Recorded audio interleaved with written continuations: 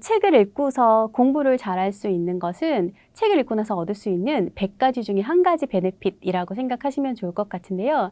책 잘 읽으면 공부 잘할 수 있는데 거기서 얘기하는 책 읽기는 어느 정도냐면요. 사실은 그런 친구들 이제 저도 몇 명 봤거든요. 이제 일하면서 1년에 한 2명 정도 오는 것 같아요. 많지는 않은데요. 그런 친구들 특징이요. 하루에 4시간, 5시간 독서예요. 웬만한 독서 가지고는요. 그 독서의 힘을 공부력까지 가져가기가 쉽지가 않아요. 그래서 그런 친구들 특징 또 한 가지는 학원을 사실 거의 안 다니고요. 영어 수학 거의 자기주도해요. 아니면 인강됐거나 부모님이 같이 하시는 경우예요. 그만큼 독서량이 웬만큼 확보되고요.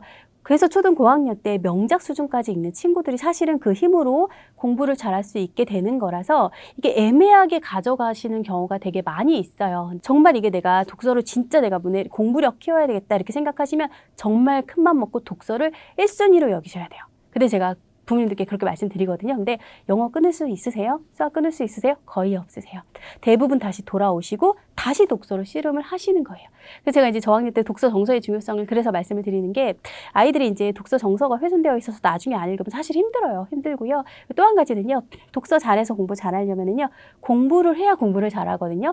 공부하려면 공부에 대한 동기가 있어야 되고요. 의지가 있어야 되고요. 과목별 공부 방법을 알아야 돼요. 그걸 모르면 독서 아무리 많이 해서 읽기 능력 뛰어나도 공부 못하는 친구도 있어요. 이게 생각보다 어려운 일이에요. 그래서 아주 크게 보시고 가셔야 돼요. 그럴 경우에는. 독서와 공부가 일직선은 아니네요. 네. 그런데 이제 나중에 수능 점수 잘 나오고 언어 능력 뛰어난 친구들 이렇게 잘 추적조사 해보면 그 친구들 특징이요. 추리소설과 환타지 소설 매니아들이 그렇게 많았다고요. 제가 그게 말씀드린 문학의 힘이에요. 왜냐하면 문학이 쉽다고 많이 생각을 하시는데요. 문학 어려운 거예요. 생각보다 되게 어려워요.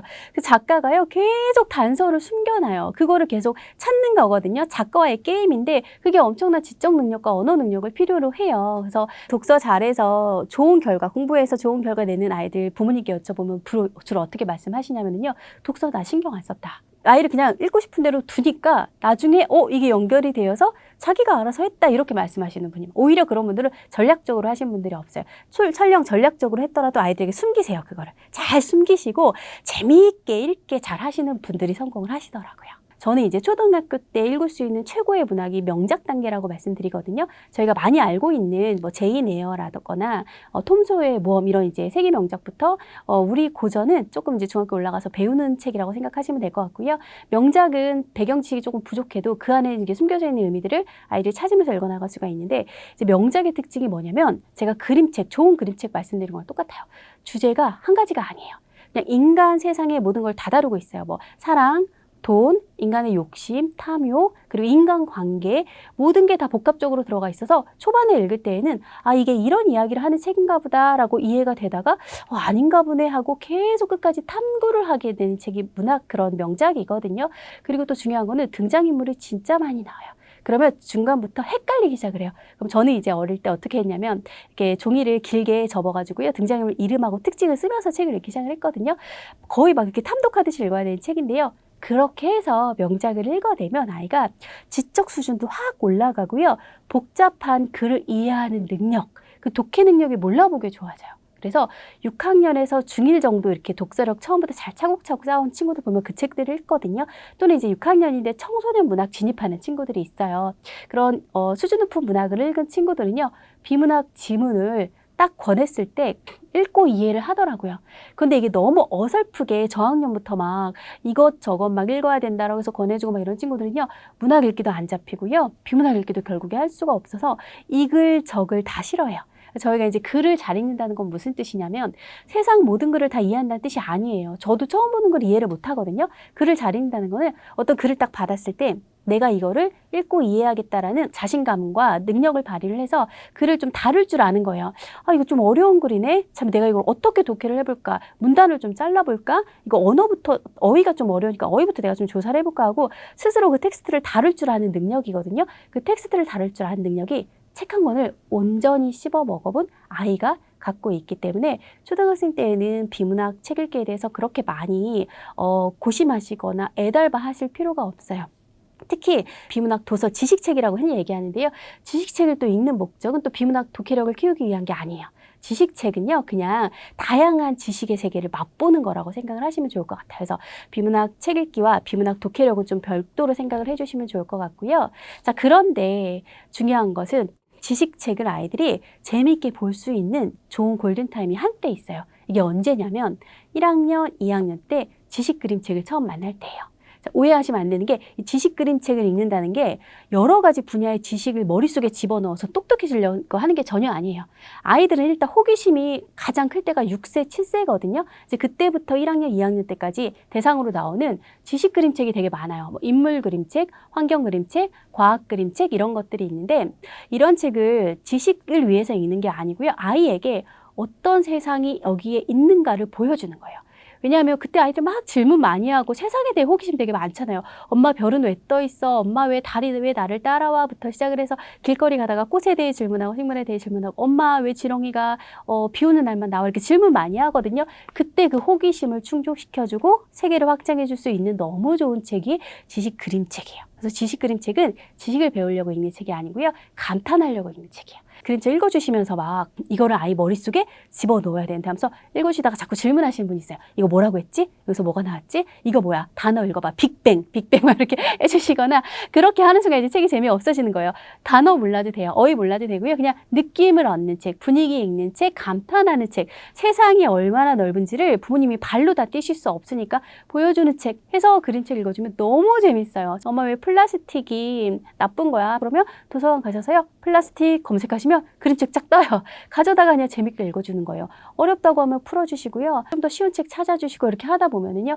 지식 그림책을 1, 2학년 때 정말 많이 재미있게 읽을 수 있고요. 그럼 아이들이 여러 분야에 대해서 거부감이 들지가 않아요. 근데 이 과정이 없이 갑자기 3학년이 딱 됐어요. 그럼 어디선가 또 이런 이야기를 하거든요. 3학년이 되면 사회과학을 배웁니다. 비문학을 읽어야 됩니다. 그럼 이제 본인이 불안해지셔서 갑자기 3학년, 4학년 수준의 비문학을 권해주시는데요. 그럼 아이들이 싫어지는 거예요. 특히 문학을 막 즐겨 읽는 아이들에게 지식책 좀 읽어, 그거 그만 읽어 하면은 아이들이 왜 우리 부모님은 내가 좋아하는 걸 못하게 하고 싫어하는 걸 자꾸 하게 할까라고 생각해서 거기에서도 역시나 이제 거부감이 생기게 된다는 것을 말씀드리고 싶습니다. 재미있는 책 같이 감탄의 목적으로 읽으시면 좋겠습니다. 제가 책을 좋아하는 친구들을 이제 관찰을 해봤어요. 근데 이 친구들이 경험하는 그 책의 단계가 있는데요. 제가 이제 기억하기 쉬우시라고 술술, 재미, 감동 이렇게 표현을 하거든요. 이야기책이 일단 기본이에요. 독서에. 왜냐하면 스토리가 사람의 이제 정말 행복감을 자극하고요. 긴 스토리를 읽었을 때 읽기 호흡도 길어지고요. 아이들이 책에 몰입하는 경험을 하거든요. 근데 이제 이때 술술 읽는 책을 경험을 한번 해야 돼요. 술술이 뭐냐면 책장이 술술 넘어가 보는 책을 한번 경험을 해야 돼요. 이게 이제 한글 배우고 아까 말씀드린 해독을 지나서 독해에 막 들어갈 때 이제 하는 건데요. 책장이 술술 넘어가서 한 권을 딱 완독을 했어요. 근데 너무 재밌어요. 그럼 아이가 와, 나 잘 읽어 라는 효능감이 생겨요. 그래서 술술 읽는 책을 꼭 경험을 해주셔야 되고요. 두 번째는요. 재미있는 책을 경험을 해야 되는데 제가 이제 말씀드리는 재미는 제가 이렇게 재밌다, 놀아보니까 재밌다 이런 느낌이 아니고요. 와, 이거 진짜 책이 정말 너무 읽으니까 깔깔깔 배꼽 잤네 하는 책들이 있어요. 저학년 친구들 제 그런 책 많이 나오거든요. 이 재미를 경험해야 엄마가 다른 거 하자라고 해도 와가지고 이제 계속 책에 빠져 있는 거고요. 또 한 가지는 감동적인 책을 만나야 돼요. 감동적인 게 이것도 역시 제가 이제 저도 책을 읽는 독자로서 책을 읽으면 그 활자를 읽어나가면서 느껴지는 말로 표현할 수 없는 감동이 있어요. 거기에서 얻는 감동은 뭐냐면 작가가 이야기를 글자, 활자로 쭉 이렇게 써나가는 과정에서 독자 스스로 만들어내는 상상의 세계가 있어요. 이 상상이 이루어지면 너무 어디서도 얻을 수 없는 감동이 느껴지기 때문에 이 세 가지 경험을 한 친구들은요. 부모님이 읽으라고 하지 않아도 그야말로 틈틈이 읽어요. 보통 이제 부모님께서 틈틈이 읽어 이런 말씀 되게 많이 하시는데요. 책 좋아하지 않는 친구들은 틈틈이 읽어서도 안 되고요. 틈틈이 읽을 수도 없어요. 왜냐하면 책을 읽다가 계속 호흡이 끊기잖아요. 그러면 재미가 떨어지니까 그 다음 아예 나 안 볼 거야 이렇게 하고요. 틈틈이 할 수 있는 일을 핸드폰 보는 거잖아요. 그런 걸 하게 되는 거기 때문에 좋아하는 친구들, 잘 읽는 친구들이 하는 그런 행동 자체를 하라고 말하기보다는 스스로 읽을 수 있는 책 효능감 느끼고 재미있게 읽을 수 있고 감동적으로 읽을 수 있는 책을 만나게 해주시는 게 중요해요. 그래서 본인들이 되게 힘들어하신 것 중에 하나인데요. 도서관 가셔가지고요. 읽기 재미를 드려야 되는 단계에서는요. 책을 10권을 빌려오세요. 그리고 그 중에서 아이가 한 권에서 2권 읽으면 성공이에요. 그리고 나머지는 고스란히 반납을 하시고요. 또다시 빌려오고 반납하고 이거를 들으시면 좀 놀라실 수 있는데 6개월 정도만 해보세요. 6개월 쉽진 않은데요. 그러면 부모님이 이제 무엇을 발견하게 되시냐면 아이가 이런 책을 좋아하는구나를 발견하게 되세요. 그럼 그때부터 이제 무엇을 하게 되냐면 같이 손잡고 가서 이번에 아이가 고르게 해주시는 거예요. 도서관은 책이 10중 분류로 되어 있기 때문에 어디 가서 어떻게 읽어야 될지 몰라요. 자기 취향, 내가 400번대 좋아하는 사람인지 800번대 좋아하는 사람인지 모르거든요. 책을 안 좋아하는 사람들이 제일 어려워하는 공간이 도서관이에요. 근데 서점에 가면은 베스트셀러 코너도 있고 스테디셀러 코너도 있고 막 여러 가지 그 마케팅적 요소가 들어가 있어서 책 고르기가 오히려 쉽거든요. 그래서 아이들도 똑같아요. 그래서 책의 재미를 들여주실 때는 아예 책을 고르게 하시면 안 되고요. 이렇게 부모님이 10권 골라와서 읽게 하신 다음에 그 다음에 도서관에 한쪽 서가에서 고를 수 있게 해주시면 1권, 2권 자기가 골라서 책을 읽을 수가 있어요. 제가 독서를 습관을 들여야 된다 이런 이야기 되게 많이 하는데요. 독서는 습관이 아니에요. 그냥 제가 좋아서 하게 되는 중독의 영역에 더 가깝거든요. 다만 중독의 단계로 들어가기까지 같이 매일 20분, 30분 읽는 것을 언제까지 하냐면 짧게 하면 한 3개월 하고 읽게 되는 친구도 있고요. 조금 긴 친구들은 6학년까지 하셔야 되는 경우도 있어요. 왜냐하면 독서가 자연스럽게 좋아지는 게 아니기 때문에 본인이 힘드시겠지만 스스로 읽을 때까지는 그거를 계속 해주셔야 된다고 말씀드릴게요. 제가 마지막으로 이제 강조드리고 싶은 게 있어요. 제 부모님께서 이제 골고루 읽었으면 좋겠다 이런 말씀 많이 하시죠.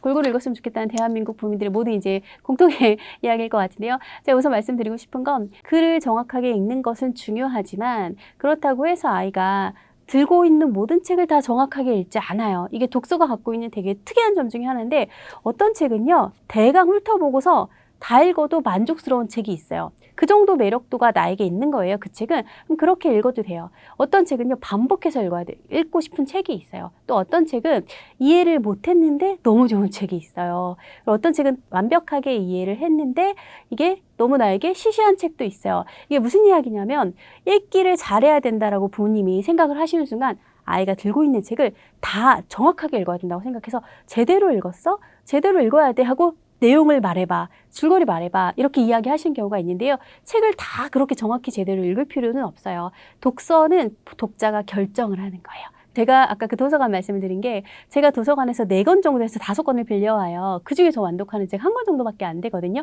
재미없으면 멈춰야 되고요. 읽기 이해가 안 되면 멈춰야 돼요. 그리고 어떤 책은 술술 넘어가는데 나에게 정서적인 자극을 별로 주지 않아요. 그럼 그 시간이 너무 아까운 거예요. 안 읽거든요. 당연히 완독하지 않아도 돼요. 근데 다만 이제 어린이들은 주의하실 게 뭐냐면 완독 안 하는 이유가 내가 계속 부모님이 주시는 책이 아이 읽기 수준보다 계속 높은 책일 경우에는 읽어낼 수가 없는 거예요. 그러면 원인은 파악은 해야 돼요. 아이들은. 어른이랑 똑같이 대입할 수는 없고요. 그러면 책의 수준을 좀 낮춰주신다던가 아니면 아이가 글자는 아는데 해독은 했는데 아직 독해가 안 되면은 묵독을 시키면 안 되거든요. 그런 경우에도 안 하는 경우가 있어요. 그러면 그때 해주실 거는 아이가 소리내어 읽었을 때 유창하게 읽을 때까지는 무조건 읽어주셔야 돼요. 제가 이제 부모님들 상담하면서 느끼는 건데요. 책을 되게 어렵고 무겁게 생각하세요. 이걸 공부라고 생각하셔가지고요. 새해 자꾸 막 총균새에 독파하려고 하시고 막 이러시잖아요. 정의란 무엇인가 독파하려다가 또 포기하시고 이걸 아이에게 대입을 하시더라고요. 그렇게 하면 독서는 실패예요. 그냥 아이가 재밌게 읽고 있는가, 정서 나빠지지 않는가, 매일매일 읽고 있는가, 그리고 자기 나이만큼 읽기 능력을 잘 가져가고 있는가. 이거 3가지 중심으로 보시면 나머지는 다 자유롭게 두셔도 됩니다. 웹툰 많이 봐도 괜찮을까요? 네, 웹툰하고 만화책은요, 독서가 아니라 취미, 독서랑 완전히 별도로 생각하셔서 자기 좋아하는 일 하는 거예요. 독서랑 전혀 별개라고 보시면 되겠습니다. 네.